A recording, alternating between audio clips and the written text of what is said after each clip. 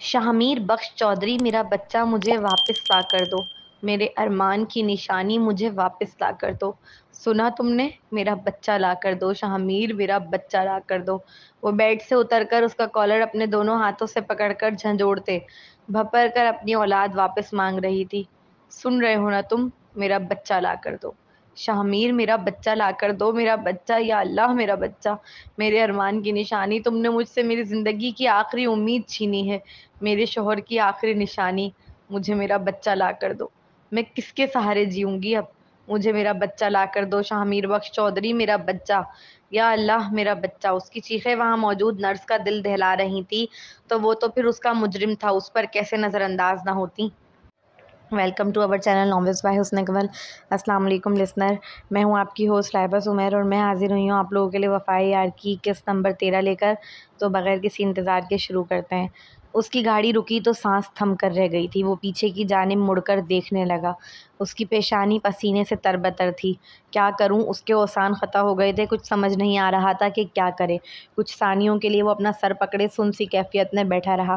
ख्याल आया कि भाग जाए, किसी को कुछ पता नहीं चलेगा, मगर फिर इसने साइड मिरर से रोड पर पड़ी लड़की को देखा। उसके जिस्म से खून बहने लगा था। नहीं, वो मर जाएगी।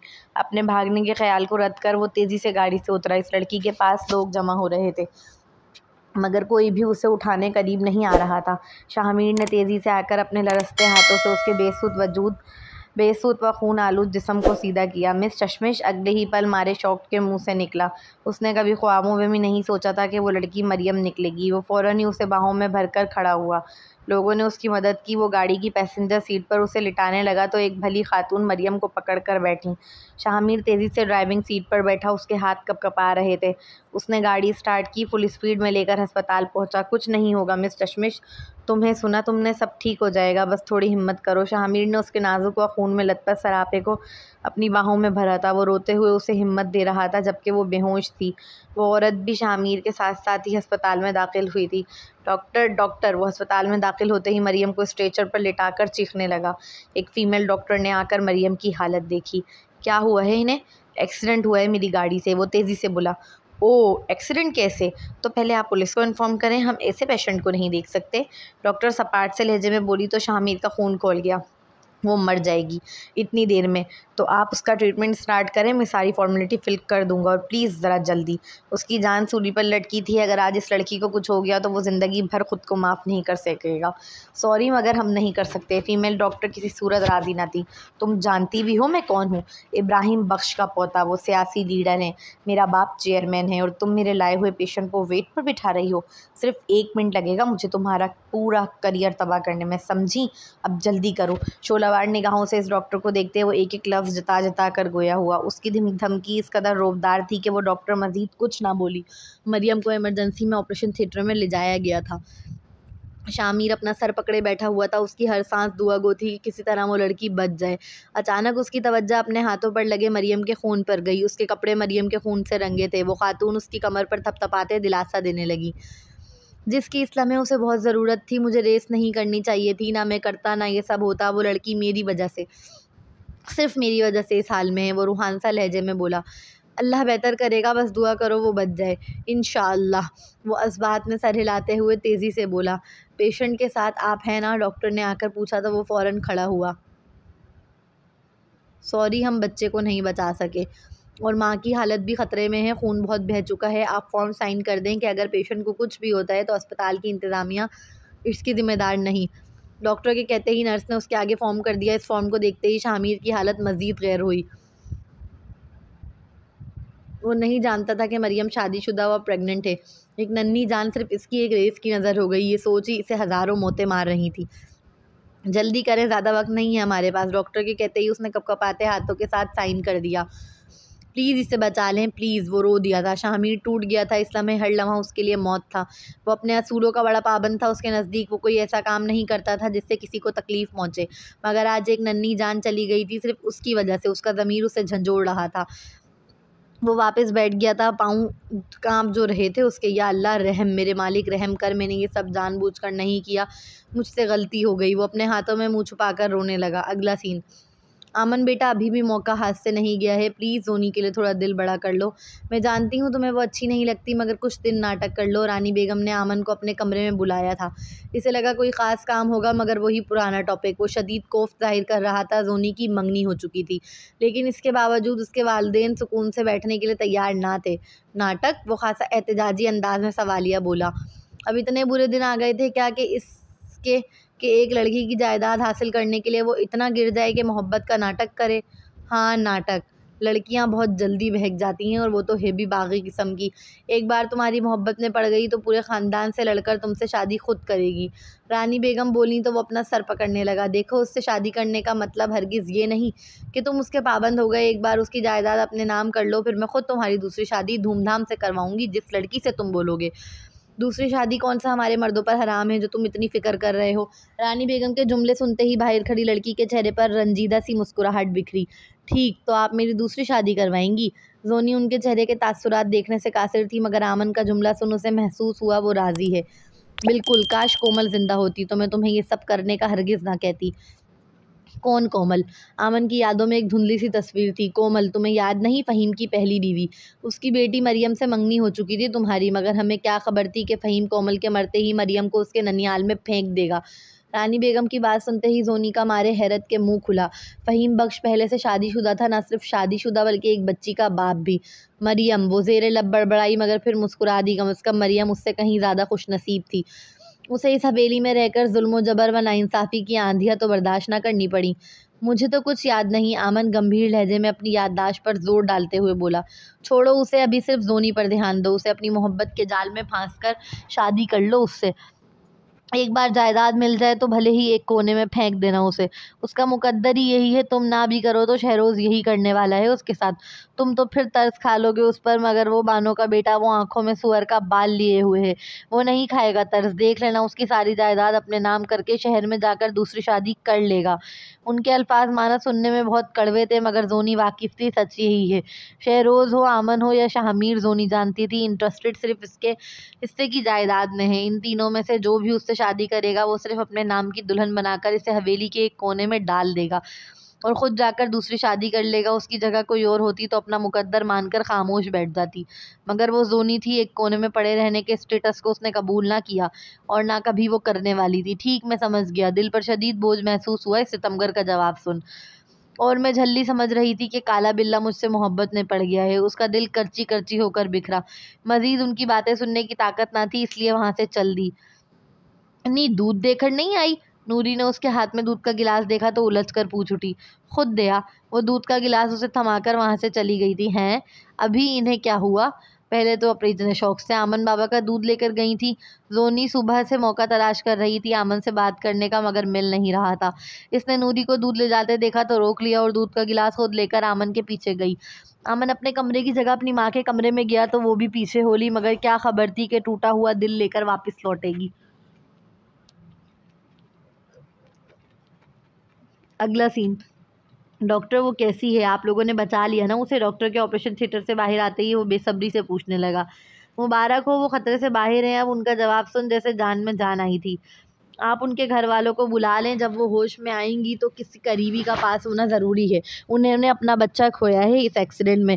यकीनन इस सदमे से निकलने में उनके घर वाले ही मदद करेंगे उनकी। डॉक्टर की बात वो संजीदगी से सुनता रहा, मगर वो मरियम के मुताल्लिक कुछ भी तो नहीं जानता था, फिर उसके घर वालों से कैसे राब्ता करे। उसने जैसे तैसे करके मरियम की फैमिली मेंबर का नंबर जो उसने यूनी के फॉर्म में दिया था वो निकलवाया। वो नंबर रेहाना बेगम का था। उसने कॉल की। हेलो, मैं शामिर बात कर रहा हूँ। कौन शामिर? दूसरी जानिब से उलझ कर पूछा। मैं कौन हूँ ये इस वक्त ज़रूरी नहीं, आप जल्दी से हॉस्पिटल आ जाएं। मरियम का एक्सीडेंट हो गया है, उसका बच्चा भी अब नहीं रहा। आखिरी जुमला अदा करते वक्त उसकी ज़बान लड़खड़ा गई थी। Sorry, wrong number. पूरी बात सुनने के बाद उन्होंने रॉन्ग नंबर कहकर कॉल काट दी। शामिर ने 2-3 बार और कॉल की, मगर मोबाइल स्विच ऑफ आने लगा। उसे कुछ समझ नहीं आ रहा था कि क्या करे, इसलिए दानियाल व एनी को उसने कॉल करके सब कुछ बता दिया और उन्हें वहां आने को कहा। वो दोनों अस्पताल आ चुके थे। वो दोनों ही इसे दिलासे व हिम्मत देने लगे थे। पेशेंट को होश आ गया है, आप मिलना चाहें तो मिल लें। नर्स ने आकर एलानिया कहते ही शामिर के हाथ पांव फूल गए। वो मरियम का सामना करने से डर रहा था। अबे यार क्या हो गया है, हिम्मत कर। ऐसे हादसात के बाद तो लोग बीच सड़क पर छोड़कर भाग जाते हैं, तूने तो फिर जिम्मेदारी ली, उसे अस्पताल लाया। ये सिर्फ एक हादसा था और हादसे तो किसी के साथ भी हो सकते हैं। हाँ शामिर, दानियाल सही कह रहा है, वो सिर्फ एक हादसा था, तुमने जानबूझकर थोड़ी किया। वो बहुत अच्छी लड़की है, सुलझी हुई, वो समझेगी इस बात को कि ये सिर्फ एक हादसा था। तुम मुझसे जाकर एक बार माफ़ी मांग लो, देखना वो तुम्हें माफ़ कर देगी, फिर तुम भी बेटर फील करोगे। एनी और दानियाल के हौसला देने पर वो खुद ने बड़ी हिम्मत जमा कर मरियम से माफ़ी मांगने की नीयत से रूम में दाखिल हुआ। वो सिर्फ मरियम से माफ़ी का तलबगार था। जब तक वो माफ़ नहीं करेगी, उसकी बेचैन रूह को सुकून मैसर नहीं आएगा। उसका ज़मीर उसे मलामत करना नहीं छोड़ेगा। पूरी रात आंखों ही आंखों में काटी थी उसने। उसकी आंखें पूरी रात रोते रहने के सबब सुर्ख थी, जिनमें नशीलापन उभर आया था। मरियम का सामना करना उसके लिए दुनिया का सबसे मुश्किल तरीन काम था इस वक्त। नर्स, मेरा बच्चा वो तो ठीक है ना? मरियम होश में आते ही फिक्रमंद होकर पूछने लगी। अपने बच्चे के अलावा कुछ भी तो ना था उसके पास। अरमान की आखिरी निशानी बचाने के लिए ही तो वो घर से भागी थी। उसे अपनी फिक्र नहीं थी, फिक्र थी तो सिर्फ अपने बच्चे की। उसका चेहरा पीला पड़ चुका था, शदीद खून बह जाने के सबब। होंठों पर सफ़ेदी छाई नजर आ रही थी। देखने से लगता था कि ना जाने कब की बीमार है। आपका एक्सीडेंट हुआ था ना, पता है ना आपको? हाँ पता है, मगर मेरा बच्चा तो ठीक है ना? वो तेज़ी से उठकर बैठने की कोशिश करते हुए पूछने लगी। उसे नहीं बचा सके हम, नर्स ने माजरती अंदाज में आहिस्तगी से कहा तो उसे लगा पूरे कमरे की छत उसके सर पर आन गिरी है। मिस मिस चश्मिश, शामिर इसी लम्हे कमरे में दाखिल हुआ था। हमारे सदमे के वो तो बुत बने बैठी थी, बिल्कुल खामोश, जैसे पत्थर की मूरत हो कोई। जो सदमा उसे पहुंचा था वो नाकाबिले बर्दाश्त था। मुझे मुझे मुझे माफ़ कर दो, मैं जानता हूँ मेरी गलती है। मुझे रेस नहीं लगानी चाहिए थी, मगर यकीन करो मैंने जानबूझकर तुम्हें तकलीफ़ नहीं पहुँचाई। शाहमीर को दानियाल और एनी की बातों ने बहुत हौसला दिया था। उसे लगा वो माफ़ कर देगी, उसने जानबूझकर तो कुछ नहीं किया था। वो उसकी फैमिली से भी मुआफ़ी मांगने के लिए तैयार था। रेस? शाहमीर के शर्मिंदा अल्फाज कानों से टकराते ही वो बेयकीनी से बोली। इस बिगड़े अमीरजादे का शौक उसकी ज़िंदगी की आखिरी उम्मीद भी छीन गया था। वो कैसे उसे माफ़ कर सकती थी? वैसे बड़ी बर्दाश्त वाली थी वो लड़की, हर जुल्म सह लेती थी खामोश होकर, मगर ये जुल्म उसकी बर्दाश्त से बाहर था। माफ़ कर दूँ तुम्हें? क्या मेरे माफ़ कर देने से मेरा बच्चा वापस आ जाएगा? क्या मेरे अरमान की आखिरी निशानी वापस आ जाएगी? नहीं ना? वो तड़प कर पूछने लगी। वो बोलना चाहता था, मगर उसे रोता हुआ बिखरता देख बोल न सका। ज़बान ने साथ ही न दिया। शाहमीर बख्श चौधरी, मेरा बच्चा मुझे वापस ला कर दो। मेरे अरमान की निशानी मुझे वापस ला कर दो। सुना तुमने? मेरा बच्चा ला कर दो मुझे, शाहमीर मेरा बच्चा ला कर दो। वो बेड से उतरकर उसका कॉलर अपने दोनों हाथों से पकड़कर झंझोड़ते भपड़ कर अपनी औलाद वापस मांग रही थी। सुन रहे हो ना तुम? वापस ला कर दो मेरा बच्चा। शाहमीर मेरा बच्चा ला कर दो, मेरा बच्चा, या अल्लाह मेरा बच्चा, मेरा बच्चा ला कर दो शामिर, या अल्लाह मेरा बच्चा। मेरे अरमान की निशानी, तुमने मुझसे मेरी ज़िंदगी की आखिरी उम्मीद छीनी है, मेरे शोहर की आखिरी निशानी। मुझे मेरा बच्चा ला कर दो, मैं किसके सहारे जीऊँगी अब? मुझे मेरा बच्चा ला कर दो शामिर बख्श चौधरी, मेरा बच्चा, या अल्लाह मेरा बच्चा। उसकी चीखें वहाँ मौजूद नर्स का दिल दहला रही थी, तो वो तो फिर उसका मुजरिम था, उस पर कैसे असरअंदाज ना होती। कलेजा फटता महसूस हुआ उसकी चीखें सुन शाहमीर को। शाहमीर कहाँ जानता था कि उसके शौहर की आखिरी निशानी था वो बच्चा। वो झंझोड़ रही थी, उससे उसकी तबीयत बिगड़ ना जाए, इस डर से नर्स ने आकर उसे पीछे से बेहोशी का इंजेक्शन लगाया, जिससे कुछ लम्हों में ही उसकी आंखों के आगे धुंधलापन छाने लगा। उसकी पकड़ शाहमीर के कॉलर पर ढीली पड़ी। अभी वो गिरती इससे कबल ही शाहमीर ने तेज़ी से उसके ढलते वजूद को अपनी बाहों के हिसार में लिया। वो बेहोश हो चुकी थी, कुछ लम्हों के लिए ही सही, अपनी हर तकलीफ से आज़ाद, मगर मुकाबिल वो तो जैसे पल पल मर रहा था। उसके नाजुक सरापे को ब्राइडल स्टाइल में उठाकर बेड पर लिटाया। उसकी पलक पर एक आंसू की बूंद मोती की मानिंद चमक रही थी, जिसे देख वो मज़ीद शर्मिंदा हुआ। सॉरी, मुझे माफ़ कर दो। उसके हसीन चेहरे को बगौर देखते वो फिर मुआफ़ी मांगने लगा। वो रात भर सोया नहीं था, नींद तो जैसे रूठ गई थी उसकी आंखों से। कमरे से निकलकर नीचे जाने की नीयत से आगे बढ़ा तो मरियम के कमरे का दरवाज़ा खुला पाया। भाग गई, हाय कमीनी, हमारे मुंह पर कालक मलकर भाग गई अपने यार के साथ। हाय, अचानक ही उसे रेहाना बेगम के अंदर से चीख चीख कर रोने की आवाज़ें आने लगी। वो अंदर आया तो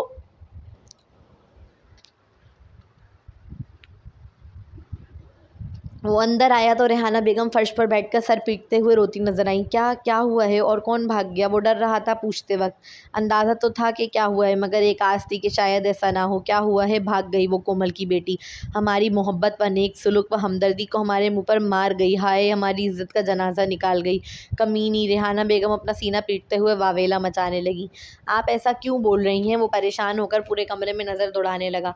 मरियम के इतने बड़े गुनाह के बावजूद उसे अपनाने के लिए तैयार था, ये उसकी मोहब्बत ना थी तो और क्या था? कौन करता है ऐसी लड़की से शादी जो बिन ब्याही माँ बन गई हो? मगर वो करने के लिए तैयार था। माना घर वालों के सामने वो इज्जत को आड़ बना रहा था, मगर दिल के किसी कोने में वो जानता था कि वजह सिर्फ उसकी मोहब्बत थी। उसकी निगाहें बेताबी से मरियम को तलाश रही थी। मुझे फ़ोन आया था उसके यार का, शाहमीर नाम बता रहा था, अपना कह रहा था अपने साथ ले जा रहा है, उसे ढूंढने की कोशिश ना करें। वो भी उसके साथ थी। कहने लगी, मामी मैं जा रही हूँ, अपनी मर्जी से मामू को बता देना। मक्कारियत की इंतहा थी इस औरत पर। मगरमच्छ के आंसू बहाते हुए बोली तो आलियान को अपनी जान निकलती महसूस हुई। उसके होंठ लरजने लगे, उसकी आंखों से खुद आंसू बहने लगे। यकीन ना आया वो अपने यार के साथ भाग गई। इतने दिनों से उसके मरहूम भाई की बीवी होने का दावा कर रही थी। वो क्या सोचता था इसके बारे में? वो तो किस कदर गिरी हुई निकली थी। वो लड़की तो मोहब्बत से उसका एतबार उठा गई थी। हर किसी का गम अपनी अपनी जगह जानलेवा था। किसी के जीने की आखिरी उम्मीद चली गई थी तो कोई मुआफ़ी की उम्मीद में बिलक रहा था।